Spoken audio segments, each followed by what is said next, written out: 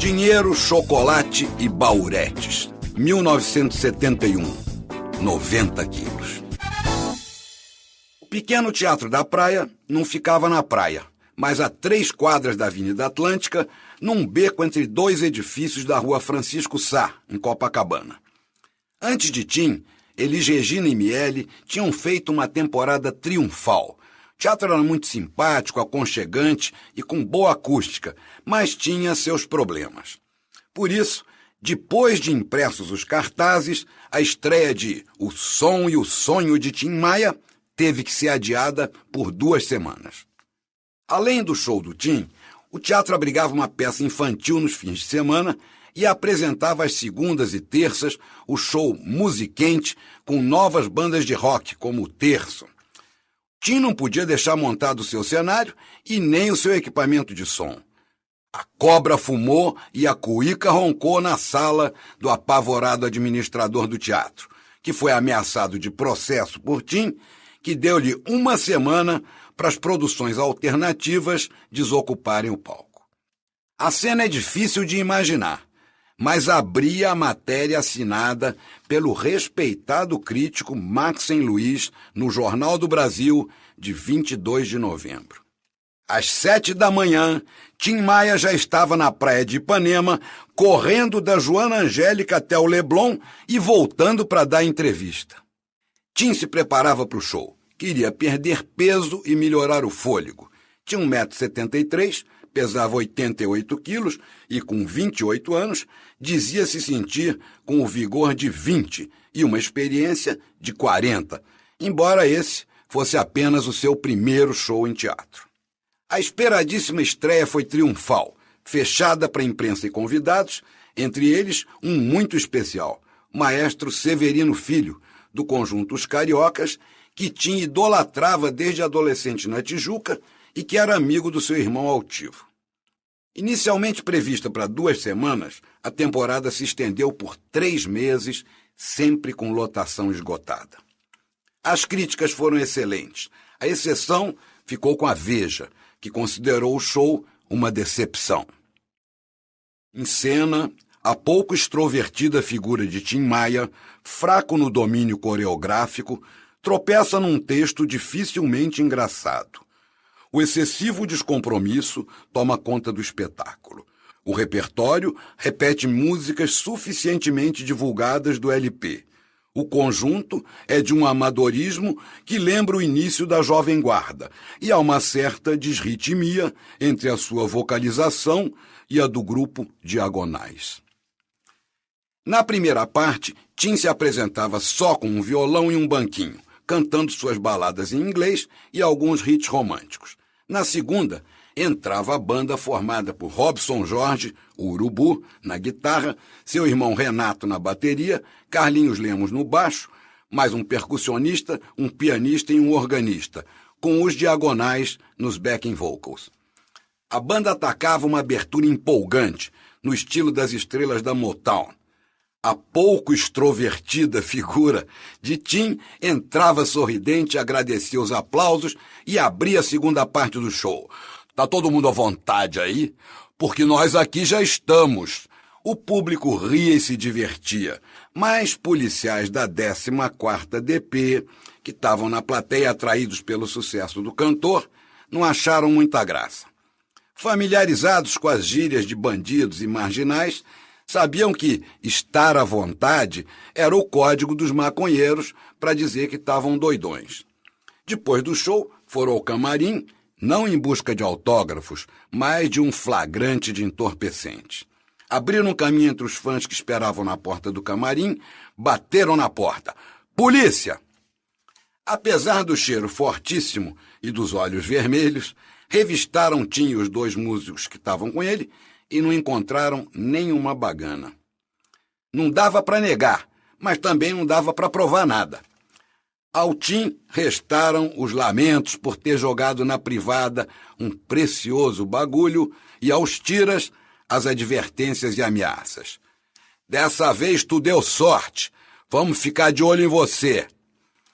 Em plena ditadura militar, sob o AI-5 e a presidência do general Garrastazu Médici, fumar maconha ou incentivar seu uso, poderia dar penas duríssimas e até levar ao enquadramento na draconiana Lei de Segurança Nacional. Tim sabia dos riscos, já tivera algumas vezes em cana, mas não podia dispensar os baseados que enrolava caprichosamente e fumava antes e no meio do show, mas não mais no camarim. Descobriu um porão nos fundos do teatro e, com seu talento linguístico de dar novos significados a velhas palavras, anunciou ao pessoal da banda: "Olha aí, pessoal, eu descobri aqui no fundo, descendo a escada, um garrasta azul, para se torrar umzinho na limpeza, sem dar bandeira." E passou a usar garrasta azul para designar esconderijos, mocós, lugares secretos, porque considerava o nome do general-presidente acima de qualquer suspeita, limpeza absoluta. Mas não adiantava muito, porque o futum da maconha subia e impregnava toda a área de serviço do teatro, que foi visitado várias vezes por policiais da delegacia vizinha, que sempre encontraram só fumaça. Tim estava ficando cada vez mais paranoico. Com os seus antecedentes, não podia se arriscar a tomar um flagrante, que ele chamava de fragoroso, e a puxar uma cadeia no auge do sucesso, com a grana entrando, o disco vendendo e o público aplaudindo. Afinal, era tudo o que ele sempre quisera, só que queria um bocadinho mais. O Tim sempre queria um bocadinho mais de tudo. Começaram as gravações do novo LP e uma tarde, André Midani fez uma visita surpresa ao estúdio, acompanhado de executivos da matriz holandesa, da Philips, interessados em ver de perto aquele fenômeno de sucesso e lucratividade, a máquina de fazer dinheiro em que se tornara a Philips do Brasil. A gravadora era uma seleção brasileira de música, com Elis Regina, Chico Buarque, Caetano Veloso, Gal Costa, Baden Powell, Maria Bethânia, Tom Jobim, Nara Leão, Gilberto Gil, Jorge Ben, Wilson Simonal, Raul Seixas, Ivan Lins, Hermeto Pascoal e a fina flor da MPB em seu selo Philips. E no seu selo Polydor, mais jovem e popular, Erasmo Carlos, Vanderleia, Fábio, Rita Lee, Os Mutantes e o fabuloso Tim Maia, que tinha vendido mais de 200 mil cópias e estava gravando o seu segundo disco. Quando viu aqueles gringos de terno falando inglês com o chefe, Tim escapou por uma escada de serviço para torrar umzinho no primeiro garrasta azul que encontrasse. Entrou em um cubículo escuro e úmido, cheio de canos e bombas, e fumou tranquilamente seu baseado. Não só o estúdio, como o andar inteiro foram invadidos por um futum de maconha que nem nas ruas de Amsterdã se sentia. Tim nem desconfiava que o seu garrasta azul era na central do ar-condicionado. André e os holandeses acharam a maior graça.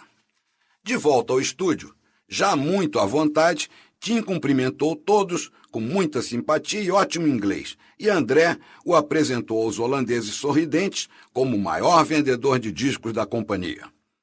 Na gravadora, o disco era aguardado com grande expectativa, especialmente pelo pessoal de vendas. Tim era um fenômeno. Vendia para homens e mulheres, brotinhos e madames, de A a Z. Críticas entusiasmadas saudavam o grande artista. As prensas da fábrica não paravam. Ele era o sonho de qualquer gravadora. Juntava prestígio e popularidade, quantidade e qualidade. Podia fazer o que quisesse. Mesmo porque seria impossível obrigá-lo a fazer o que ele não queria. Só tentar já seria perigoso. Tim fechou 1970 numa boa, com a grana entrando, o teatro lotando e a proposta de um levado pesado para criar uma musiquinha, um jingle de 1 minuto sobre algo que ele amava. A Associação Brasileira dos Produtores de Cacau queria fazer uma campanha promocional do seu produto e não poderia ter encontrado um intérprete com mais conhecimento de causa. Como estava numa roda viva de trabalho, sem tempo para maiores inspirações, Tim aproveitou toda a base harmônica e várias frases musicais de Meu País, que certamente o pessoal da agência de publicidade não conhecia, e usou no jingle. Fez uma letra engraçada, gravou com o genial guitarrista Lonnie Gordon e foi aplaudido quando apresentou um dos melhores jingles da história da publicidade brasileira, que se tornaria também um dos seus grandes clássicos. Chocolate, chocolate, chocolate, eu só quero chocolate. Não adianta vir com guaraná para mim, é chocolate que eu quero beber. Não quero chá, não quero café, não quero Coca-Cola, me liguei no chocolate. Eu me liguei, só quero chocolate. Rita Lee, reintegrada aos Mutantes, voltou a viver grandes emoções com Tim Maia num festival de rock em Bauru, no interior de São Paulo. Todo mundo louco para dar um tapinha antes do show e Tim esqueceu os baseados no Rio.